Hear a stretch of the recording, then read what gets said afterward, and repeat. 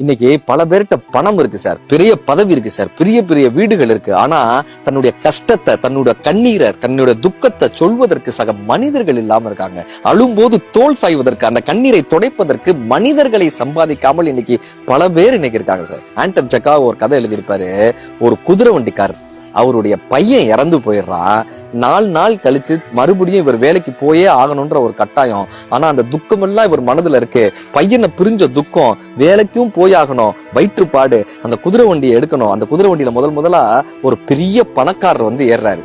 இவர் தன்னுடைய துக்கத்தை எல்லாம் அந்த பணக்காரர்கிட்ட சொல்றாரு. அந்த பணக்காரர் கேட்கிறாரு, உன் கஷ்டத்தை கேட்கறதுக்காக நான் வந்திருக்கேன், காலங்காத்தால உன்னுடைய புலம்பலப்பை கேட்கறதுக்காக நான் வந்திருக்கேன்னு திட்டுறாங்க. 2வதா இளைஞர்கள் ஒரு 4 பேர் ஏறாங்க. இவர் தன்னுடைய மகன் இறந்த அந்த துக்கத்தை சொல்றாரு. அந்த பசங்க எல்லாம் கிண்டல் பண்றாங்க, கேலி பேசுறாங்க. அடுத்ததா ஒரு மத போதகர் ஏறாரு. அந்த மத போதகர்கிட்ட இவர் தன்னுடைய துக்கத்தை சொல்ல, மகன் இறந்த துயரத்தை சொல்ல, மத போதகர் சொல்றாரு, நீ பாவம் பண்ணிட்ட, அதனாலதான் உனக்கு புத்திர சோகம் வந்திருக்கு, இதுக்கு என்ன தெரியுமா பரிகாரம்னு காசு பார்க்க ஆசைப்படுறாரு. இப்ப எல்லார்கிட்டையும் சொல்லி பார்த்து எந்த இடத்திலும் ஆறுதல் கிடைக்காத அந்த குதிரை வண்டிக்காரர் கடைசியாக தன் குதிரையிடம் அந்த துக்கத்தை சொல்லி குதிரையை கட்டி பிடித்து அழுதாருன்னு ஆண்டன் செக்காகோ அந்த கதையை முடிச்சிருப்பாருங்க. உங்கள் கண்ணீரை துடைப்பதற்கு கைகள் இல்லையா?